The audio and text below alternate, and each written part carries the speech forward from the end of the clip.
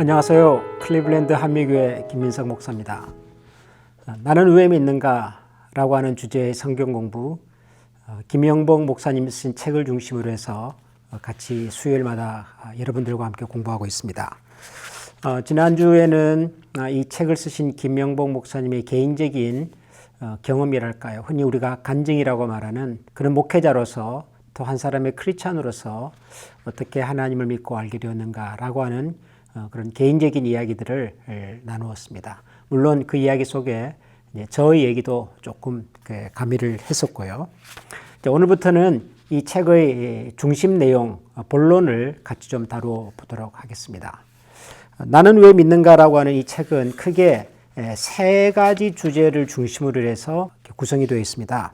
첫 번째는 왜 우리에게 구원이 필요한가? 믿음의 내용은 결국 구원에 관한 것이니까요. 이 구원이라고 하는 큰 주제를 세 가지로 나누어서 이야기하는데요. 그 첫 번째가 왜 우리에게 구원이 필요한가? 라고 하는 질문을 하면서 그 주제를 풀어가고 있습니다. 두 번째는 그렇다면 구원이란 도대체 무엇인가 하는 것입니다. 구원에 대한 정의죠. 개념입니다. 그리고 세 번째로는 지금 여기서 어떻게 구원의 삶을 살 것인가 라는 주제를 던지고 있습니다. 흔히 구원이라고 하는 것은 우리가 이 세상을 떠나서 천국에 가는 것, 영원한 세상에서 영원토록 사는 것을 주로 구원이라고 생각하지만 그 구원과 함께 중요한 것이 이 땅에서 이루어지는 일종의 현재적 구원인데요. 그래서 세 번째 주제로 지금 여기서 어떻게 그런 구원의 삶을 살 수 있는가 하는 주제를 던지고 또 그 주제를 같이 풀어가고 있습니다. 이 세 가지의 큰 주제를 각각 또 다른 4개나 혹은 5가지의 소주제를 가지고서 하나씩 풀어가고 있는데요. 오늘은 이제 그 첫 번째 큰 주제, 왜 우리에게 구원이 필요한가라고 하는 주제에 대한 작은 설명들, 그 중에 첫 번째 내용입니다. 첫 번째는 하나님을 믿는 이유입니다. 특별히 하나님의 존재, 신의 존재에 관한 이야기를 오늘 첫 번째 챕터에서 좀 나눠보도록 하겠습니다. 구원이라고 하는 것은 저는 이렇게 설명하겠습니다. 구원은 죄로 인해서 불행하게 살 수밖에 없는 우리 인간을 향한 하나님의 놀라운 선물이다. 저는 그렇게 설명을 하고 싶습니다. 구원이란 죄로 말미암아서 영원토록 불행하게 살 수밖에 없는 우리 인생을 향한 하나님의 특별하고 놀라운 선물, 저는 그렇게 설명을 하겠는데요. 이제 그러려면 제일 중요한 것이 하나님이죠, 하나님. 구원은 하나님이 우리에게 주시는 선물이니까요. 그래서 구원의 문제를 설명하기 위해서는 제일 먼저 하나님의 존재에 대한 질문을 하지 않을 수가 없습니다. 하나님의 존재, 그러니까 굉장히 거창하고 좀 심오한 주제를 다루는 것 같은데요. 물론 하나님의 존재에 대한 설명과 이해는 굉장히 중요합니다만은 그러나 오늘 저는 여러분들에게 그걸 굉장히 어렵고 철학적으로, 역사적으로, 신학적으로 그렇게 접근하려고 하는 것은 아닙니다.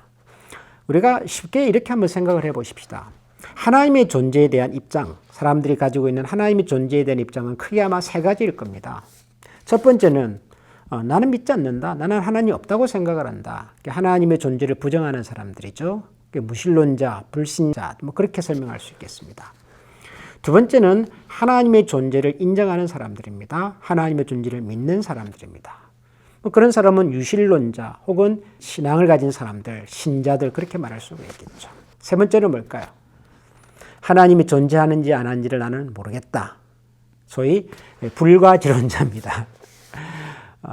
하나님이 있는지 없는지 나는 잘 모르겠다. 볼 수 있는 것도 아니고 만질 수 있는 것도 아니고 모르겠다입니다. 모르겠다. 세 번째는. 아마 제 생각에는 이 세 번째가 가장 많을 것 같아요. 하나님이 있는지 없는지 잘 모르겠다. 그런데 하나님이 있는지 없는지를 잘 모르겠다라고 말하는 사람들도 나눠보면 결국 2가지입니다. 하나는 하나님이 있는지 없는지 모르기 때문에 나는 안 믿겠다라는 사람입니다. 또 하나는요. 하나님이 있는지 없는지는 모르겠지만 그래도 믿는 쪽이 좀 낫겠다라고 생각하는 사람입니다. 이게 참 묘하죠. 하나님이 있는지 없는지 잘 모르는데 그래서 안 믿겠다라고 말하는 것은 그럴 수 있어요. 모르니까. 근데 하나님이 있는지 없는지 모르겠대요. 그런데도 믿어요. 그런 사람이 있을까요? 저는 있다고 생각합니다. 교회에 이런 사람들이 있을까요? 제가 뭐 한 사람 한 사람도 안 물어보진 않았지만 제 생각에는 있을 것 같아요. 다시 말하면 교회 안에 있는 스스로를 크리스찬이라고 말하는 사람들 중에는 하나님의 존재를 확실하게 믿고 이해하는 신자들도 있지만 하나님이 계시는지 안 계시는지는 잘 모르겠어. 그렇지만 나는 그래도 하나님을 믿으면서 살래. 이런 사람들이 저는 있는 것 같아요. 이런 분을 이 김영복 목사님은 재밌게 표현했습니다. 보험성 신자 그렇게 표현했습니다. 보험성 신자. 보험성 신자라는 말이 뭐냐 그러면은 여러분 혹시 보험을 가입하고 계십니까? 여러분 개인적으로 보험에 가입해 두신 것이 있습니까? 뭐 기본적으로 자동차 보험이 있으시겠죠. 뭐 의료 보험도 있으시겠고요. 뭐 기타 개인적인 보험들도 있을 텐데요. 여러분 보험의 핵심이 뭐죠? 보험이라고 하는 것은 장차 생길지도 모르는 이런 위급한 상황, 어려운 상황을 대비해서 미리 조금씩 준비해 두는 거 아닙니까? 미리 준비해 두는 거. 의료보험, 내가 뭐 안 아프면 괜찮지만 혹시라도 큰 사고를 만난다든지 질병을 만났을 때 특히 미국 같은 곳에서는 진료비가 병원비가 어마어마하지 않습니까? 그런 만약의 사태를 생각해서 미리 평소에 조금씩 돈을 들어놓는 거란 말이죠. 그게 보험입니다. 보험. 그러니까 보험성 신자라는 말이 뭐냐 그러면은 하나님이 계신지 안 계신지는 잘 모르겠어요. 모르겠대요. 근데 왜 믿으세요 그러면?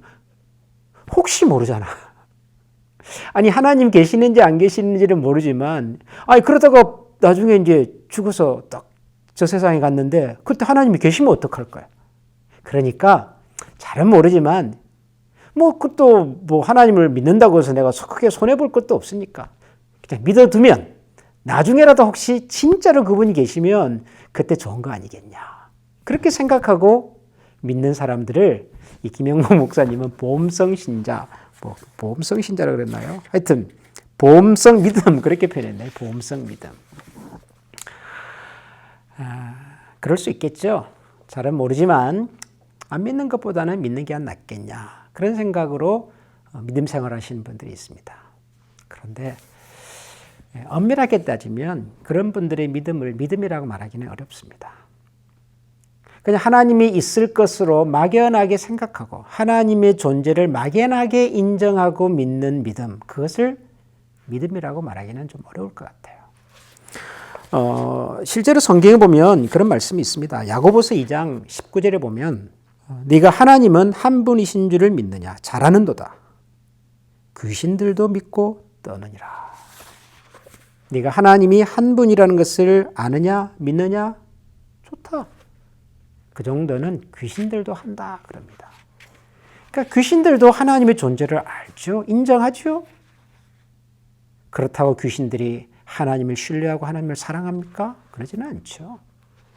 그러니까 막연하게 하나님이 계실 거다. 막연하게 하나님이 계시면 좋겠다라고 하는 생각으로 하나님의 존재를 인정하고 사는 것을 믿음이라고 말하기는 어렵다는 겁니다. 믿음이란 정말 믿음을 갖는다고 하는 것은 특별히 하나님을 믿는다고 하는 것은 하나님을 의지하고 사랑하면서 사는 것을 의미한단 말이죠.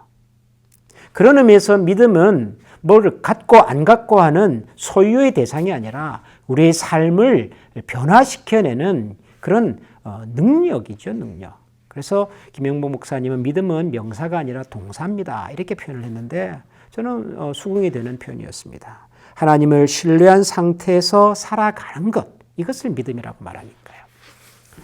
그러니까 결국 세상에는 신의 존재를 인정하고 믿는 사람들과 믿지 않는 사람이 있습니다. 이제 오늘부터 하려고 하는 얘기는 믿지 않는 분들에게 혹은 잘 모르겠다고 말하는 분들에게 하나님을 믿는 사람은 하나님이 계시다고 믿고 사는 사람들은 왜 믿는가? 어떻게 해서 눈에 보이지도 않는 그런 하나님의 존재를 인정했고 믿을 수가 있는가를 설명하는 것입니다. 오늘부터 하려고 하는 것은. 그래서 이제 믿는다, 하나님을 믿는다라고 하는 말부터 한번 생각을 해봅시다. 하나님을 믿지 못하는 분, 하나님의 존재를 인정하지 않는 분들이 한결같이 하는 이야기는 보이지 않기 때문에 알 수가 없기 때문이라고 합니다. 그런데 여러분, 하나님을 본다고 하는 것은, 하나님을 믿는다고 하는 것은, 그것은 우리 눈으로 보는 게 아니죠. 우리 손으로 만지는 것이 아닙니다. 예수님께서 하신 이 산상수훈이라고 하는 아주 중요한 성경의 가르침이 기록되어 있는 마태복음에 보면 이런 말씀이 있습니다. 마음이 청결한 자는 복이 있나니 그들이 하나님을 볼 것이다. 마음이 청결한 사람이 하나님을 본다 그럽니다.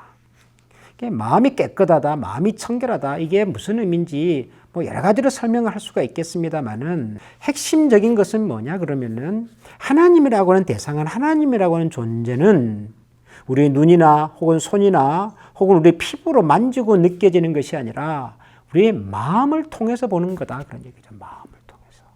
마음을 통해서 본다고 하는 것은 우리의 오감을 통해서 우리의 전인격적인 경험들이 집중이 되고 정리가 되어서 비로소 보여주는 존재다. 그런 뜻이라고요. 왜 우리가 이렇게 그런 얘기 하잖아요. 오늘 내가 마음이 복잡해서 아무 소리도 안 들려, 아무 생각도 할 수가 없어. 그러잖아요. 사람의 마음이 복잡하고 정리가 안 되고 그러시면은요, 내 눈앞에 사물이 있어도 눈에 안 들어와요. 내 옆에서 누가 얘기를 해도 그 얘기가 귀에 안 들어오죠. 마음이 산란하고 산만하고 복잡하면 그렇죠. 근데 우리의 마음이 정돈이 되었고 고요하면요, 작은 소리, 작은 움직임도 다 들어오고 들리고 느껴지지 않습니까?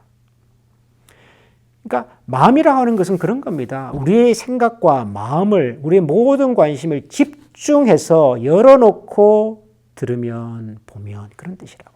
하나님은 그렇게 보는 것입니다. 하나님께서 살아계시고 하나님이 실제로 존재하다는 것은 여러 가지 방식으로 하나님께서 우리에게 말씀하십니다.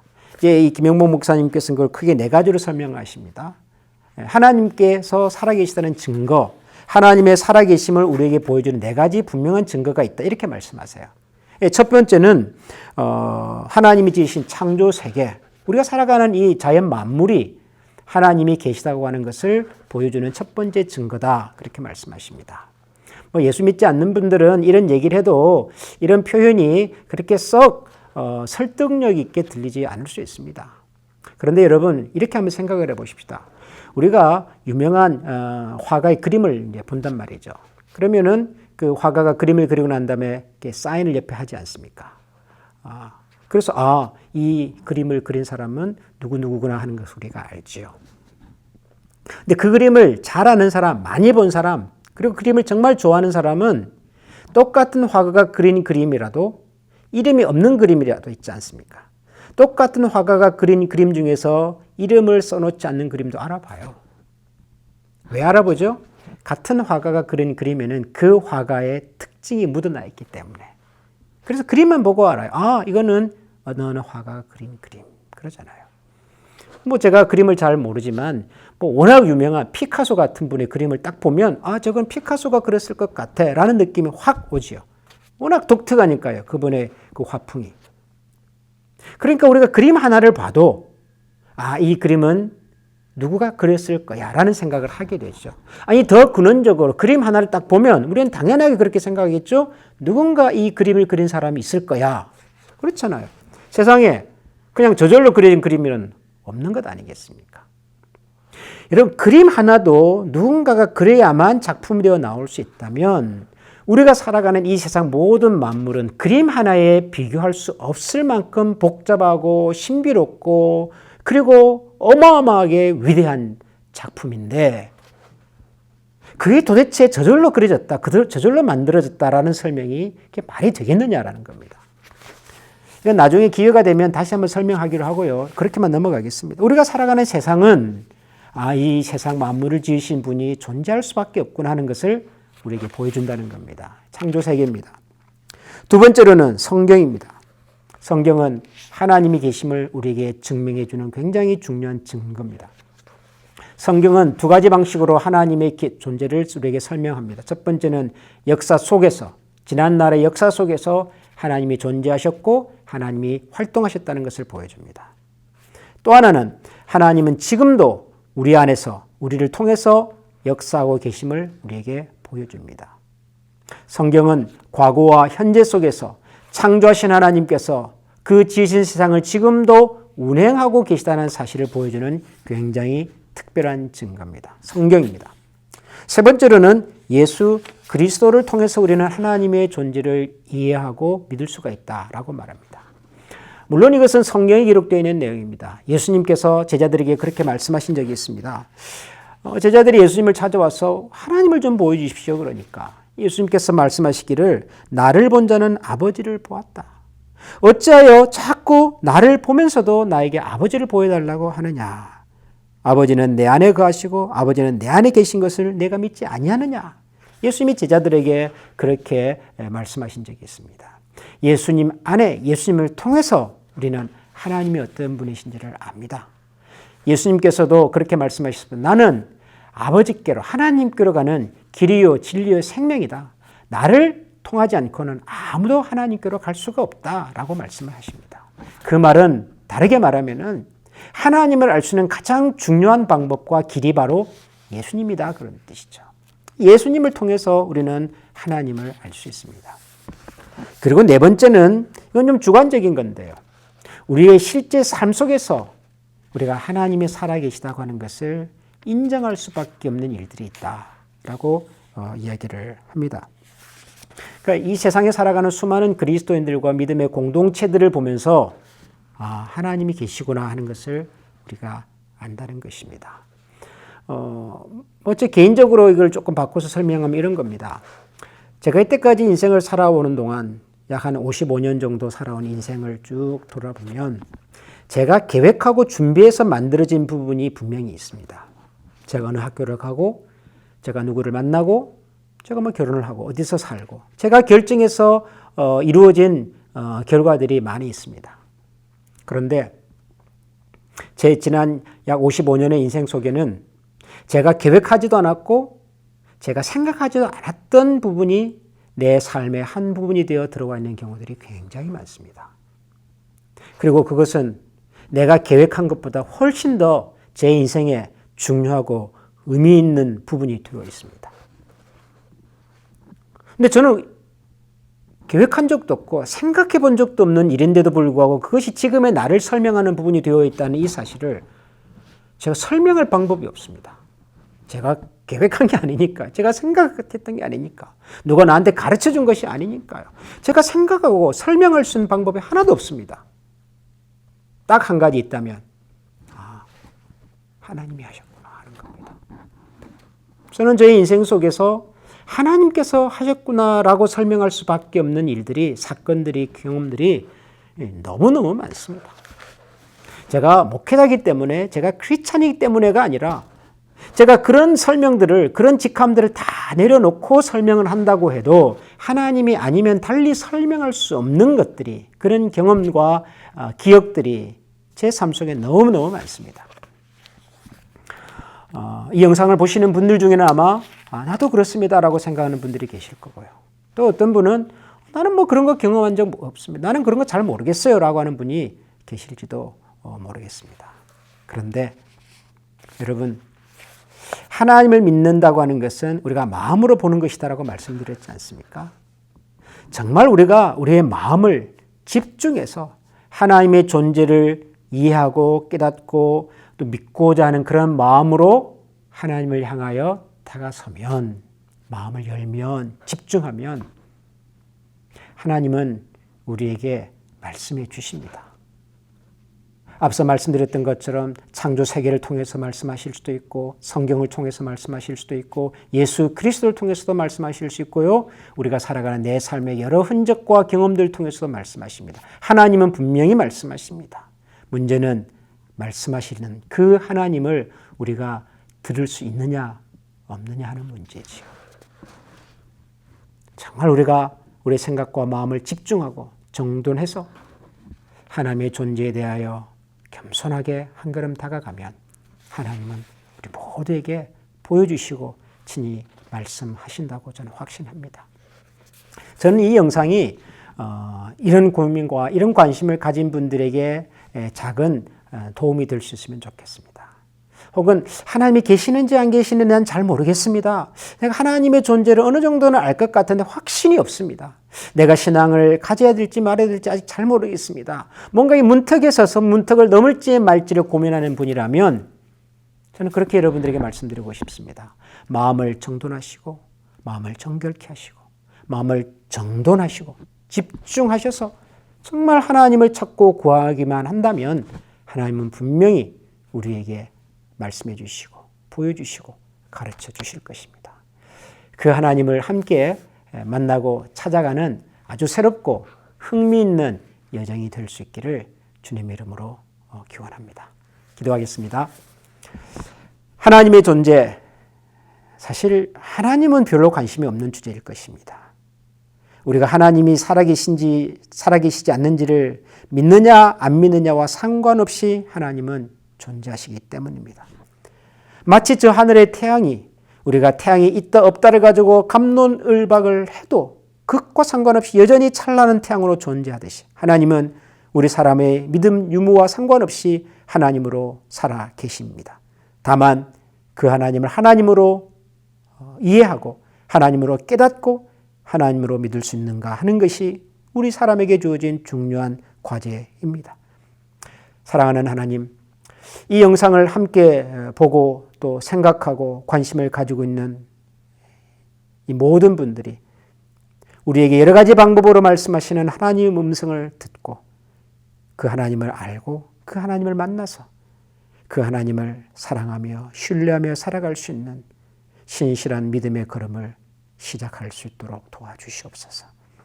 그 여정을 위하여 이 영상과 이 공부가 작은 도움과 또 안내의 역할을 할 수 있으면 좋겠습니다. 그럴 수 있도록 성령님, 부족하지만 종에게도 지혜를 주시고 이 영상을 함께 듣고 보는 모든 분들에게도 하나님께서 은혜를 더하여 주셔서 우리 모두가 유익한 신앙의 여행을 함께 할 수 있는 복된 과정이 되게 하여 주옵소서. 예수님 이름으로 감사하며 기도합니다. 아멘.